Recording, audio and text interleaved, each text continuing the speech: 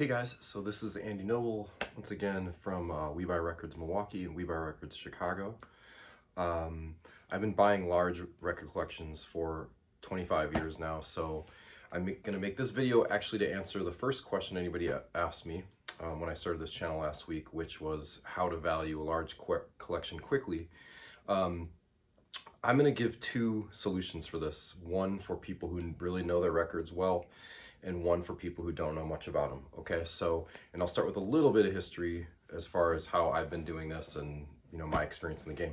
So when I started in the late 90s, early 2000s, the record collecting culture was bigger than I think mainstream America at least has given it credit for, but it was very niche, okay? So, and how that manifested when you bought collections is that there wasn't really buyers for 100% of what you're going to see. I mean, there still isn't, but there wasn't buyers for, let's say, 90% of what you were going to see in the early 2000s. So it was much more common that you were going to have to go and basically cherry pick collections, okay? And if anybody gave you any grief about that, there wasn't much they could say about it because there was only buyers for the rarest of the rare stuff in the early 2000s. There wasn't really a huge market for like the classic rock that there is now, or just more common R&B, rock and jazz titles were harder to sell than at shops. So we as stores and buyers had to be more selective, okay? So it wouldn't be uncommon in 2002, let's say, for me to see a 500-piece collection and only find maybe 5 records that were gonna be of interest to any of my customers. So now it's changed a bit.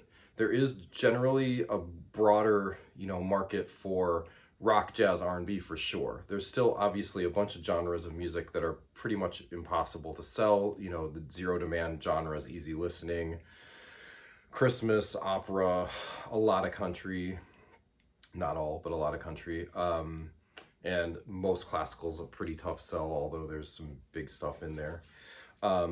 Anyways, so let's get into number one, which is that if you have some experience buying records, how can you value a collection really quickly? Now, what I'm going to want to do here is I'm going to want to basically count, but without counting individually, I'm going to want to look, hey, there's 40 boxes in the storage unit. I'm going to count one box, multiply it times 40. Okay, then you know a ballpark of how many records you're dealing with, right? Let's just say it's 1,000 records. Then what you're going to want to do is you're going to want to kind of do a soil sample, test a little bit from this box, a little bit from that box, and see what percentage of records are falling into the no value category, what percentage are falling into the low value, medium, and high. So let's say no is obviously 0, low value stuff, $2-ish in value. Mid is, let's say, 5 to 15, and is there a bunch of stuff in there that's high value, so over 15, $20 plus. Once you know that percentage, and once you've done it in different parts of the collection, like you want to make sure, because obviously a collection might not be perfectly spread out. Like there might be one box that's all jazz and maybe all the values in the jazz box in this collection. So you want to look at enough boxes, but just you're doing a sample at first and you're saying, okay, about 20% of this is no value, 20% is low value, you know, 40% is medium, and there's a handful of good things in there. That will give you a basis. You can do some envelope math at that point and figure out, okay, I think I could sell this collection for around 5,000. So at that point, it's just you and the seller bargaining on that percentage, okay? So if you know you can get 5,000 for it, maybe you're gonna offer them, I don't know, 30%, 40%, 20%, 50%, whatever it's gonna be that you guys are gonna haggle that out to. You're gonna be haggling based on reality, a number that you sort of have in your head and understand. You know, there's a sun and a moon, there's some gravity, you understand the general layout of the collection. Now that's a kind of more expert way of looking at it, right? So to do it that way, you do have to have general knowledge of valuing records. A lot of people don't. So I will give you another way that someone with little to no knowledge of records could give a ballpark valuation. And before I get into this, I'm going to asterisk right now and say, do not make a 6,000 sheet spreadsheet of your records before you know some of these basics, okay? Because every week somebody sends me a spreadsheet that is 6 months worth of work and it's 100% easy listing records, there is a $1 value in the whole list. Somebody just spent 6 months doing that list. It's just, I don't want to see that happen. That person's almost going to be angry when they figure that out, and a lot of times they're going to take that anger out on you, or in this scenario, me. So I try to tell people, before you've sussed out a couple of the basics, don't make these spreadsheets. Those spreadsheets don't really help much of anybody. So what you want to do is you want to pick a couple different things from here and there from the collection, okay? And try to make them as different as possible. So let's say the collection has a little bit of rock, a little bit of jazz, and a little bit of country. Take a handful of the older rock records and the newer ones. Take a handful of the older R&B records and the little more modern looking ones. Just take a good, you know, assortment of records that sort of like properly represent. So even if it's a 1,000-piece collection, maybe just pull 20 records, okay?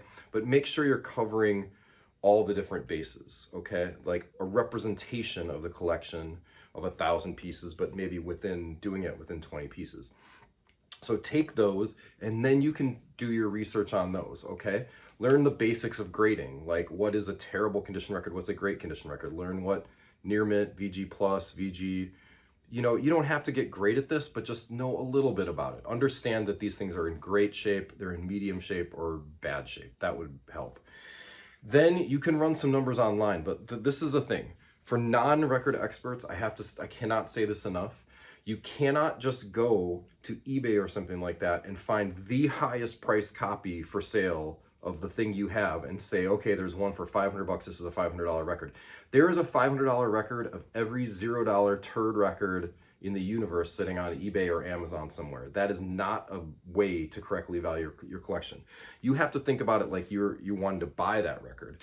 You would be looking for the lowest price copy that was in good shape from a quality seller, okay? So find that number. So if you're holding, let's say, a Rolling Stones record, it's like, you can tell, okay, I figured out it's an American pressing, and I found a copy, somebody had it for $500, okay? I got excited for a second, but then I found the same copy in good condition for $12 or $7 from a different US seller with good feedback. Okay, that's a $7 record.